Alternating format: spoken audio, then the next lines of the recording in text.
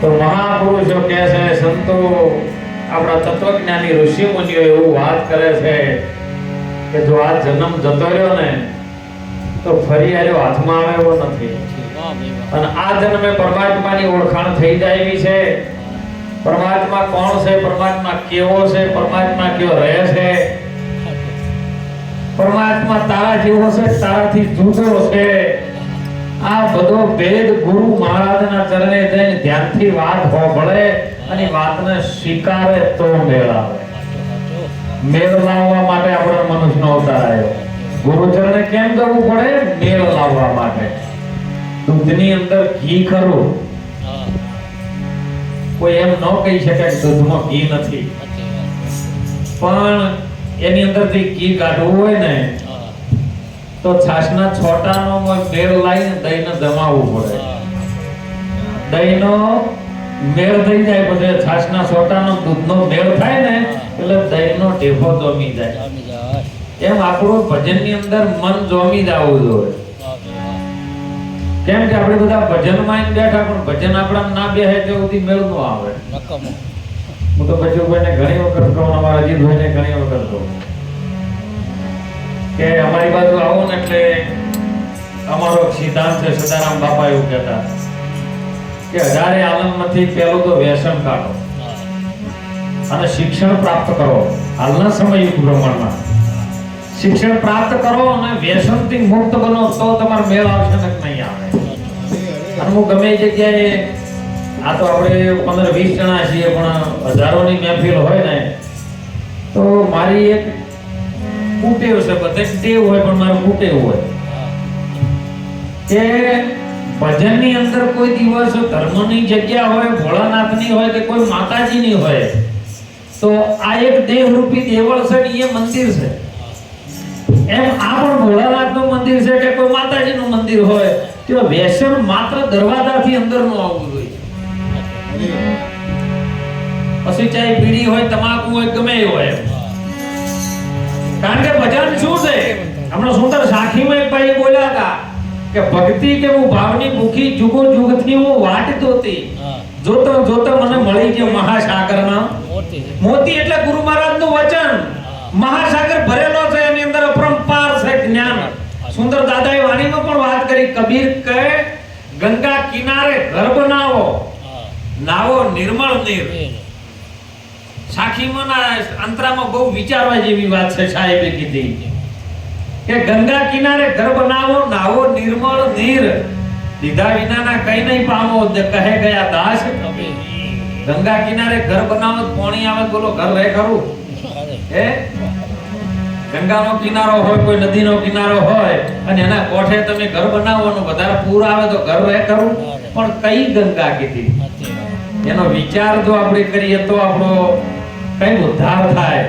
જ્ઞાન રૂપી જે ગંગા વહેરી છે ગુરુનો જે ઘર છે તેઓ જ્ઞાન રૂપી ગંગા વહે છે ને તેઓ ઘર કરો.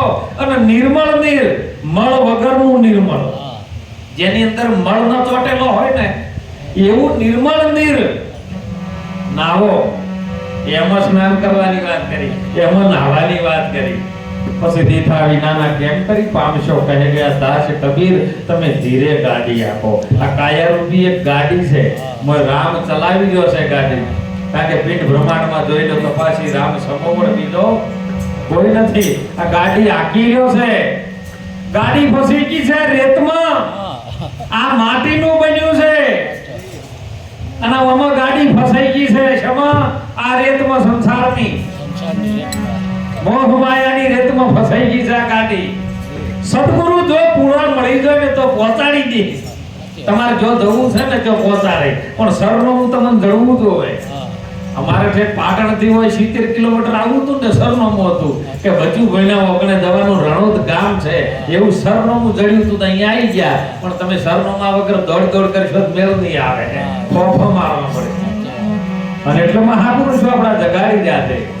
જંતર બિચારું જાજવું તૂટી ગયો, એનો તાર જે બોલવા વાળો તાર હતો ને એ કરંટ હતો એ તૂટી ગયો. એનો તાર છે વિશ્વાસ નો છે, વિશ્વાસ નો છે અને તાર તૂટી ગયો.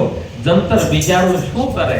એનો ગયો બજાવન જે વગાડવા વાળો હતો એ જતો રહ્યો. એટલા તો સંતોએ નહીં કીધું, ભવાની દાસજીઓને કીધું તમે જોજો રે ઓમો જંત્રીનો બજાવનાર કોણ છે. હે નહીં એને કોઈ તત્વક નહીં, એને તાર વચનમાંથી કોઈ વચન બોલી રહ્યો છે અને બહુ કરે છે પોકાર. તમે જોવા જંત્રીનો બજાવનાર કોણ છે, કારણ કે એને તત્વ નથી, એ તત્વથી બહાર છે. એનો તત્વ ન કહી શકો, પાંચ તત્વ કહી શકો, પણ પેલો તત્વમાં આવતો નથી, એ શબ્દમાં આવતો, કારણ કે એ શબ્દાતીત છે, તત્વ મસી છે, તત્વથી બહાર. એને ઓળખવા માટે આપણા ભારતના ઋષિ મુનિઓ જો જોવે તો પોકાર કરે છો, પોકાર કરે. બીજા આકોટા કરે, સંસાર રાજ પાડન સંત પોકાર કરે. અને એટલે ઘોડા છૂટી ગયા કે આ સ્થાનમાંથી જે સ્થાન હતું ને, જે મૂળ ઘર રામનું, એ જે ઘોડા છૂટી ગયા અને પીછે પડ્યો પોકાર. એ છૂટ્યો ને જેવો એની ઘડીએ પાછળ પોકાર પડ્યો, એ ભાજ્યા, આ પોકાર પડ્યો પાછળ. 10 દરવાજા બંધ હતા તોય નીકળી ગયો સવાર. આ બંધ પડે તોય તો ક્યોથી આવે છે ને ક્યો જાય છે, કોઈ ક્યોથી આયા કહા સમાયા વહી બડા ચંબા. કોઈને જોયા હોય તો કઈ બતાવો મને, મોતી કેસા. આ કેવો રંગ છે એનો, ક્યોથી આવ્યો છે એ ખબર નહીં, પણ કબીર સાહેબે પ્રમાણ આપ્યું, સંતોએ પ્રમાણ આપ્યું કે સતલોકથી આયો જીવ અને માયામાં પટાયેલા કરે. સદગુરુ તમારા નામ વિના સાહેબજીની ભક્તિ રે વિના જન્મ પછતાયેલા કરે. અખંડ રે ધણી સે તારાનો બીજા મારે ખંડે ભયા. એ અખંડ નામ ગળી જાય. દાદા એમને સાખી વાત કે નામ લીધું એને સબ लिया, नाम लिया એને सब लिया. सकल शास्त्रों का भेद, शास्त्र तो वाची नाखी पण એનો ભેદ શું છે ને એ જો સમજ પડી જાય તો આપણું કલ્યાણ થાય. नाम लिया જેને सब लिया, सकल शास्त्र का भेद. नाम विना तो नरके गया, नाम विना नरके गया हो. नरक नहीं કે કોઈ સ્વર્ગ નહીં, નરકમાં સ્વર્ગ એવું છે જ નહીં, કારણ કે જે જ્યાં પાસે ખબર હાલવા આયા નહીં અને જીવતે કોઈ ગયો નથી. તો નરક સ્વર્ગ કયો છે કોઈને ખબર પડી જ નહીં, પણ નામ વિના નરક કે ગયા કઈ નહીં જાય એમ. પટી પટી ચારો વેદ, આ બધા વેદનું વાંચન કર્યું પણ નામ ના ચડ્યું એટલે કઈ જતા રહ્યા. તમે નામની ઓળખાણ કરજો. અને એટલે લોયાને લાખાને કીધું સાહેબ, એ લાખા રે એ કાશી રે નગરના જોને તો આ તો લખ રે આવે ને લખ જાય લાખા. પણ તમે નોમનો બેઠો કોઈ નહીં બતાવે, બધું બતાવે છે. હે તમે જો તેને પૂછો હે કે બચુભાઈ, અજીતભાઈ, સરપંચ સાહેબ, પણ એ બધા તો દેહના નામ બતાયા. તમારા નામનો નેઠો કોઈ ગુરુ મળી જાય તો બતાવે. તમે એને પૂછો કે કેવા, કે અમે દરબાર, અમે રજપૂત, અમે ઠાકોર, પણ એ તો બધી જાતિ. ગંગા સતી એટલે કીધું જાતિ ભાતિ એકે નહીં હરિના દેશમાં. તમે કાઢી નાખો વર્ણનો વિકાર. એ જાતું ઘોડું છોડીને આવો મેદાનમાં જોણો જીવની જાત. એ જદાતીની સજાતી અને વિજાતીની તમે જુગતી કરાઈ દો ને પીબે પાડું તો બીજી ભાગ. એ સત્સંગ રસ અગમ અપાર છે. અગમ અપાર, અગમ એટલે જો ગમ ન પડે એમનો અગમ કહેવાય. અપાર એટલે કોઈનો પાર નો આવે એ અપાર કહેવાય. સત્સંગ રસ અગમ અપાર છે. કોઈ પીવે પીવો ના હા, કોક જ પીવે હો કે પી ન શકે. કોઈ પીવે પીવો ના હાર અને ભૂલે ચૂકે અજીતભાઈ પી જાય, છોટો એને ઉતરી જાય, પછી ધડ માથે જેનું શીશ ના હોય પાનભાઈ અને ખેલ છે ખોડાની તાર એમાં તમે તમારું શીશ ઉતારી દો પછી તમારું 52 ની બાર જે બોલી રહ્યો છે ને અને એટલે કીધું કે ન જોવાય રૂપ એનું કારણ કે રૂપમાં ના આવે રૂપ તમે દેહનું જોવો સ્વરૂપ જોવું પડે ના જોવાય રૂપ એનું અને ના લેવાય એનો પાર કારણ કે પારે આવે એવો છે જલેબીના કોથળા છેડો ના હોય ન લેવાય પાર કહું તો કહેવાય નહીં કહેવામાં આવે તો શબ્દ આવે ને શબ્દ માર્યો છે કહું તો કહેવાય નહીં બોલે 52 ની બહાર તમે જોવો આ જંત્રીનો બજાવનાર કોણ છે જંતરી જન કહેતા માણસ થાય માણસ બને તો તરી જાય ને કે એનું નામ જંત્રી જ્ઞાન ધ્યાન સંતરાગ પહોંચે નો વૈરાગ એ જો પહોંચે ના તારો વિચાર જ્ઞાન નો પહોંચે જ્ઞાન વિરામ પામી જાય ધ્યાન ત્યો ન પહોંચે સંત ત્યો ન પહોંચે વૈરાગ ત્યો ન પહોંચે વિચાર ત્યો ન પહોંચે મન ત્યો ન પહોંચે જ્ઞાન ધ્યાન સંતરાગ પહોંચે નો વિચાર ક્યો પહોંચે નો વિચાર અરે ભોજન જેને ભાવે નહીં એ બસ જેને વચન નો છે આહાર તમે જોવો ને આ મદતરી નો બધા બનારો કોણ છે બસ ઓળખ બની કરવાની હો ને આપણે હગવાલમ તો બધા ઓળખતા હે આપણા બાપ દાદાને ઘણા ઓળખ્યા તમે નામ નહીં રહ્યા હે મીરાબાઈ નું નામ રહ્યું નરસિંહ મહેતા નું નામ રહ્યું હે વેલા બાપા નું નામ રહ્યું જલારામ બાપા નું નામ રહ્યું અરે ટોટાણામાં હમણાં વલિયા પુરુષ પાછો સદારામ બાપા નું નામ રહ્યું હે એક ને તમે પૂછો ને કોઈ આપણો સંબંધ નતો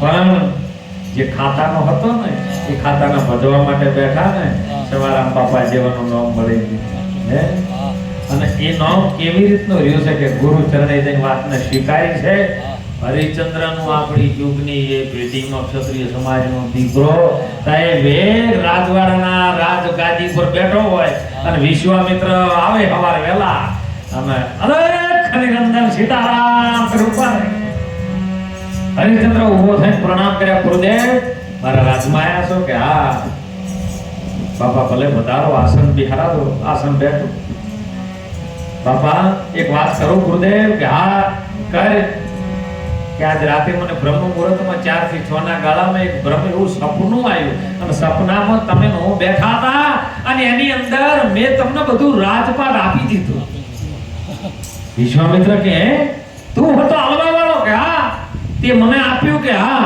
તો પછી મૂર્ખા ગાદી પર હું બેહી રહ્યો છે આપી દીધા પછી ગાદી પર બેઠો છે જી તરત ઊભો થઈ ગયો મુગટ ચરણમાં મૂકી દીધો કે બાપા આપ્યું છે હું આપવા વાળો હતો સપનામાં હું હતો તો પછી આલ્યું મુગટ મૂકીને ઊભો રહ્યો વિશ્વામિત્રને ખબર પડી કે લાવ્યો અને સત્યનો પારખા કરવો પડે હવે આટલું આલ્યું છે તો હવે સત્ય કેટલા છે આખું જગત ને સત્યવાદી ક્યાં છે તો મારે જોવું તો પડે ને એટલે એ તો તે સપનામાં આલ્યું દીરું રાજપાટ આલ્યું ઓ રાજપાટમાં તારા ઘેર આવ્યો છો એની દક્ષિણા કોણ આલજે છે તો બાપા 1 મિનિટ ઉભા રહો ચાવી લઈને દોડ્યો ખજાના પાસે વરે જેનો મુગટ ચરણમાં આવી ગયો ને એના માટે બધું આવી ગયું તારો ખજાનો કશું હવે તારો રહ્યો તારે દક્ષિણા આલવી હોય તો મજૂરી કરીને આલ એ ક્ષત્રિય સમાજનો દીકરો અને સમય કેવો આવ્યો છે એ વખત જેને કોઈ ખરીદવા માટે તૈયાર નતા આ સમયે અત્યારે આપણે ગાડીનું લેવેચ કરતા હોય કોઈ તો ગાડી ઉપર એક પીળા કલરનું ત્રિકોણિયું પડ્યું ત્યાં ગાડી વેચવાની છે એવું ખબર પડે અને એ વખતમાં 4 નો ફૂળો લઈને માથા ઉપર ઉભા રહ્યા કાશીના ચોકમાં કોઈ મને ખરીદો મારા ગુરુ મહારાજને દક્ષિણા આપવા માટે મારે મજૂરી જોવે છે અને મજૂરી આવે મારા ગુરુ દક્ષિણા આપો કોઈ ખરીદવા માટે નતો રહ્યો હો અને એ વખતે રૂખી સમાજનો દીકરો એને શમશાન ઘાટની અંદર નોકરી માટે રખાયો અને કે તને 3 વાના આલુ એક ટકો આલુ સવાશેર ખીચડી અને કફન મળશે રહેવું હોય તો રે અને રહ્યો છે સાહેબ જે ગાદી ઉપર બેઠો હતો ને એનો આનંદ હતો ને એનો એ જ આનંદ શમશાનમાં બેઠો હતો એનો એ જ હતો. તમારે તો ઘણીવાર બીડી હાથમાં ના આવે તો તમારે રેખા લીટીઓ આગા પાછી તો હે